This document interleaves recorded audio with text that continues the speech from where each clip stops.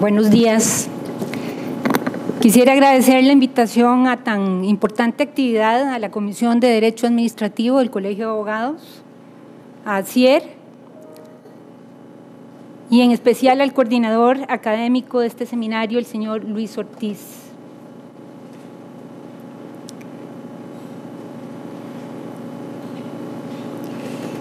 El contenido de mi exposición tiene básicamente 5 puntos: la nueva realidad hoy, que siempre tenemos nuevas realidades, el derecho de la Constitución frente a esta nueva realidad, el caso concreto de Uber y similares, desafíos que se generan a través por medio de esta nueva realidad y algunas conclusiones que obtengo.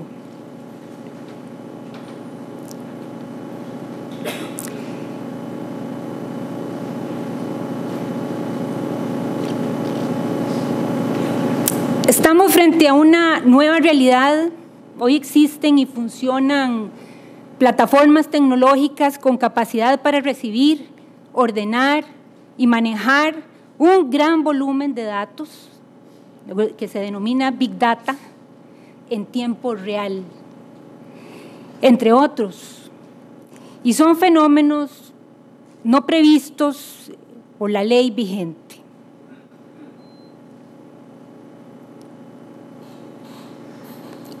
Se trata de fenómenos propios de la sociedad posmoderna, no considerados por la ley ni por la jurisprudencia. No es extraño entonces que estos fenómenos nos hayan tomado por sorpresa y que el sistema jurídico se enfrente con nociones a las que nunca antes les dio relevancia.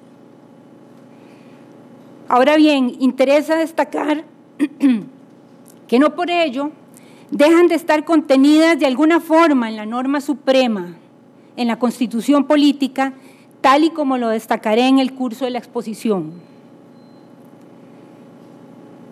Dicho todo esto, cabe cuestionarse seriamente si desde la Constitución política cabe exigir un reconocimiento jurídico a esta nueva realidad. Como expondré de seguido, encuentro que sí cabe derivar de la Constitución la obligación o deber jurídico del legislador ordinario de adoptar normas precisamente de que hagan realidad un derecho constitucional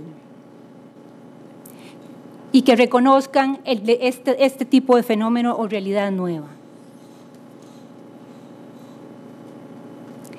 El artículo 46, párrafo 5, declara como derecho fundamental de los consumidores y usuarios la libertad de elección. Hay una doble obligación jurídica a cargo del Estado. Ante el reconocimiento de derechos fundamentales, según señala con razón, a mi juicio, el profesor Hesse, surge no solo una obligación negativa del Estado de abstenerse a injerencias en el ámbito que aquellos protegen, sino también a una obligación positiva de llevar a cabo todo aquello que sirva a la realización de los derechos fundamentales, incluso cuando no conste una pretensión subjetiva de los ciudadanos. Entonces surge una obligación de no hacer, que tiene un efecto negativo, y una obligación de hacer, que tiene un efecto positivo. Comento de seguido en qué consiste el efecto negativo que cabe derivar del artículo 46, párrafo 5 de la Constitución política. La obligación de no hacer implica que ni el Estado ni ningún sujeto privado en posición de poder debe imposibilitar ni jurídica ni fácticamente el ejercicio de esa libertad de elegir del consumidor y del usuario. Por su parte, el efecto positivo de esta garantía constitucional posee una manifestación que es la más que es la que más interesa para este caso. La obligación de hacer consiste en el deber del Estado de efectuar todas aquellas acciones materiales o normativas idóneas y necesarias para hacer eficaz dicha garantía.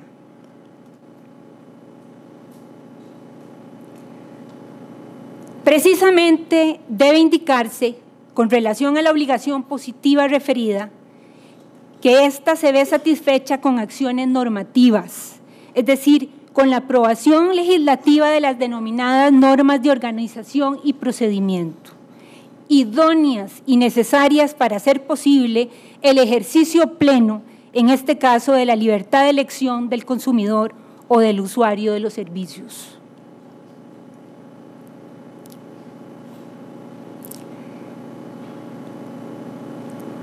La nueva realidad a la que me refiero, el caso Uber y similares, no está prevista ciertamente en la ley.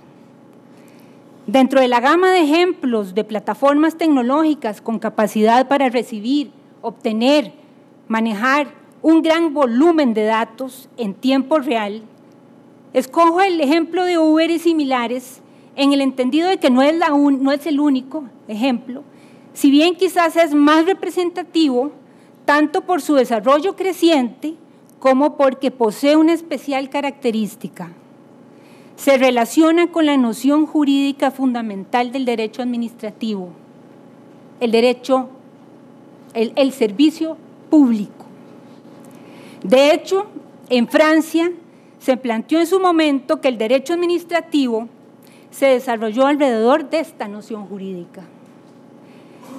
Esto nos revela el momento histórico que vivimos. Hoy se desafía el corazón mismo del derecho administrativo. Se trata de una noción que aparece ahora anquilosada, ajena a las tecnologías de la información, al manejo de plataformas tecnológicas, a la administración de información de gran volumen en tiempo real, así como economías colaborativas nunca antes vistas.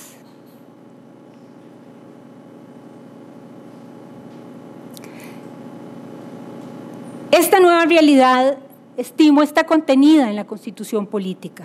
Como lo he señalado, estimo que existe un deber jurídico constitucional del legislador ordinario de regular, claro está, dentro de los márgenes de razonabilidad y proporcionalidad, aquellas plataformas tecnológicas con capacidad para recibir, ordenar y manejar un gran volumen de datos en tiempo real, que representen una alternativa eficiente para el consumidor o el usuario.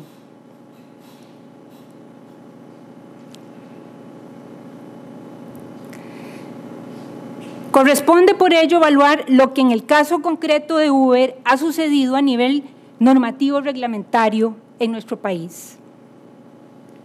Lo cierto es que hoy, lejos de desarrollarse normas de organización, procedimiento y competencias, la única reacción del Poder Ejecutivo, en este caso del Presidente de la República, ha sido adoptar la Directriz 82 de agosto del 2017 que tienen en la pantalla.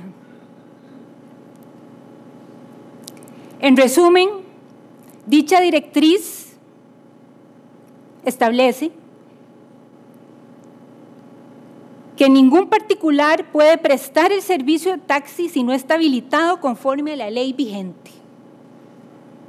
Que la ley vigente es la única habilitación idónea para asegurar a los usuarios seguridad y la defensa de sus derechos.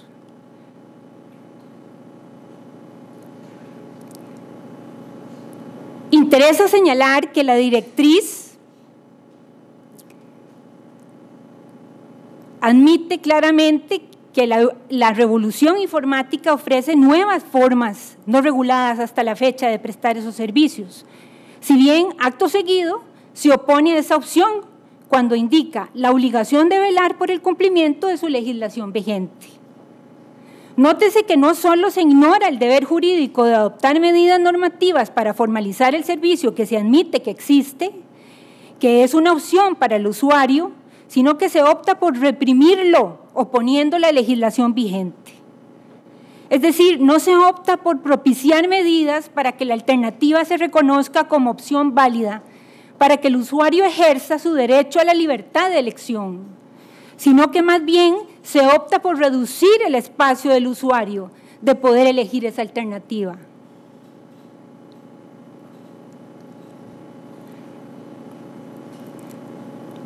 La directriz dispone instrucciones para restringir a cualquier empresa que utilice plataformas digitales para prestar servicios de transportes como el de Uber.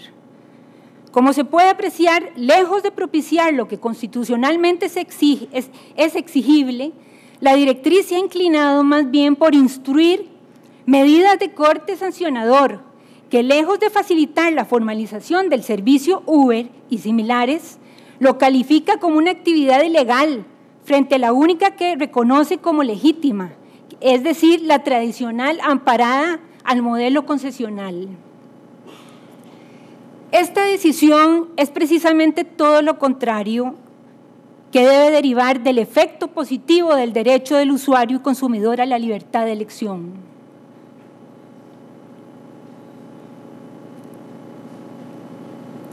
De esta forma, estimo que nos enfrentamos a dos distintas conductas inconstitucionales por contradecir el artículo 46, párrafo 5 de la Constitución Política.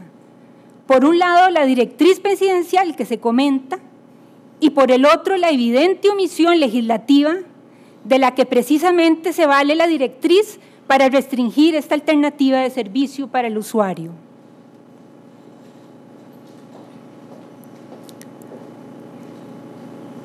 Corresponde sin duda, como resultado del efecto positivo del derecho a la libertad de elección del consumidor o usuario, que el Estado, en cabeza del Poder Ejecutivo y o Legislativo, propicie la legislación que haga viable jurídicamente el servicio Uber y similares. Como se ha visto, sin embargo, el Poder Ejecutivo, lejos de promover la aprobación de normativa requerida para hacer valer esa garantía individual, promueve la represión del servicio. Quizá la conservadora actitud del Poder Ejecutivo se funda en que las plataformas tecnológicas con capacidad para recibir, ordenar y manejar un gran volumen de datos en tiempo real realmente representan un claro desafío al modelo tradicional de regulación y prestación de servicios públicos.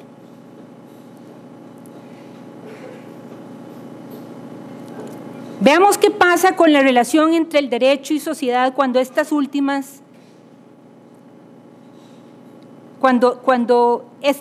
requiere más respuestas del derecho. La moderna teoría general de sistemas aplicada a la sociedad expone la salida que tiene el sistema cuando el entorno requiere más respuestas. De lo contrario, el sistema corre el riesgo de convertirse en un mero símbolo y dejar de cumplir su función. Me refiero al sistema, al derecho, la cual es precisamente brindar seguridad jurídica en las relaciones, expectativas claras de conducta para poder construir, para poder evolucionar, para poder tener relaciones seguras. La ley de Ashby, la ley de la variedad requerida, plantea que el entorno, cuando el entorno normalmente es más complejo que el sistema, en este caso el sistema, el derecho, y el sistema debe adaptarse cuando el entorno lo requiere, si no corre el riesgo precisamente de convertirse en un mero símbolo o simplemente de no adaptarse y de desaparecer.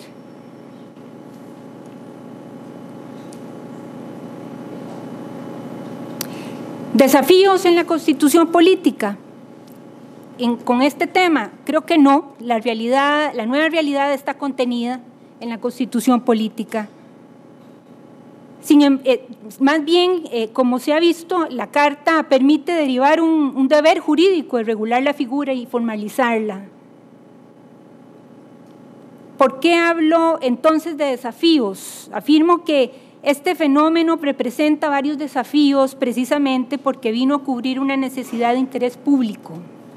Sin acudir a figuras tan clásicas como superadas, tales como la concesión del servicio público, hay hoy 20.000 personas que, sin estar sujetas a una relación de especial sujeción con el Estado, hacen lo que siempre se creyó que debía hacerse solo previa atribución de un título jurídico habilitante, y lo hacen sin mayores trastornos. Hoy un mecanismo de manejo de la información en tiempo real determina o define el precio. Aún más, al usuario se le ofrecen alternativas de automóvil según sea el nivel de confort que desee. Los requerimientos de la flota no los define tampoco el Estado, los define la empresa que administra la plataforma tecnológica. Además, de forma inmediata realiza encuestas de calidad de servicio, y ese es un enorme desafío para los modelos tradicionales de regulación, centrados en otros mecanismos para determinar el precio, la definición de las características de la flota y la evaluación de la calidad. Es claro que hoy corresponde reconducir los esfuerzos regulatorios, sin renunciar por ello a esa labor, aclaro, hacia otros horizontales, otras metas, otros fenómenos bastante más complejos que los usualmente considerados al moldear la función regulatoria del Estado.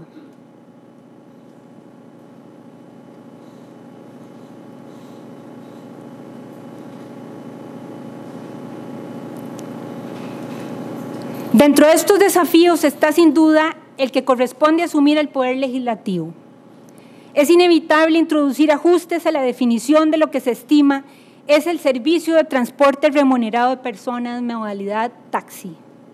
Es claro que el legislador no consideró al momento de aprobar la ley de la materia que fuera posible organizar el mismo servicio mediante plataformas tecnológicas con capacidad para recibir, ordenar y manejar un gran volumen de datos en tiempo real. No era esa una hipótesis en el momento histórico en que se aprueba la ley. Tampoco era atendible, ni siquiera previsible. Corresponde hoy día actualizar la normativa arraigada aún en un concepto anquilosado.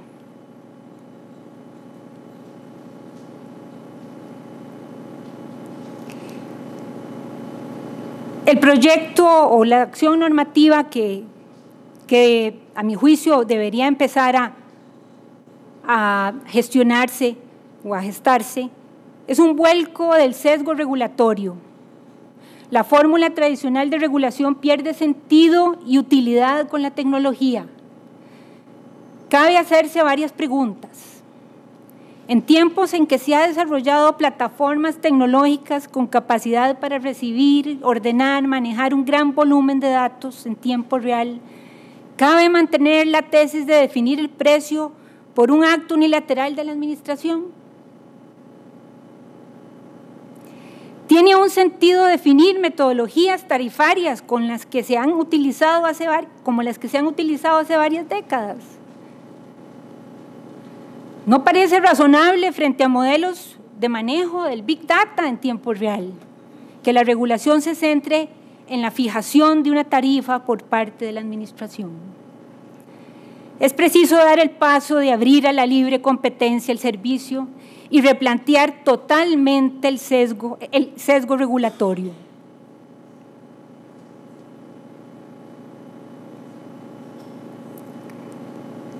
Efectivamente, la Constitución Política también, en el artículo 46, escogió como parte de los principios constitucionales el de la libre competencia, que beneficien al consumidor y al usuario. Es decir, no solo se ha previsto en la norma el comentado derecho del usuario a la libre elección, también en esa norma se ha previsto el principio de competencia, cuya eficacia debe ser preocupación de todos los poderes públicos del Estado. Abrir a la competencia, fomentarla, es la nueva tarea en este ámbito, lejos de anularla como se consideró en el viejo modelo. De este modo, el sesgo regulatorio, como sucede en telecomunicaciones hoy día, debe volcarse en la definición de parámetros de calidad del servicio, un énfasis en el monitoreo de las quejas de los usuarios, fomento de la libre competencia y con ello se va a proteger al usuario y al consumidor.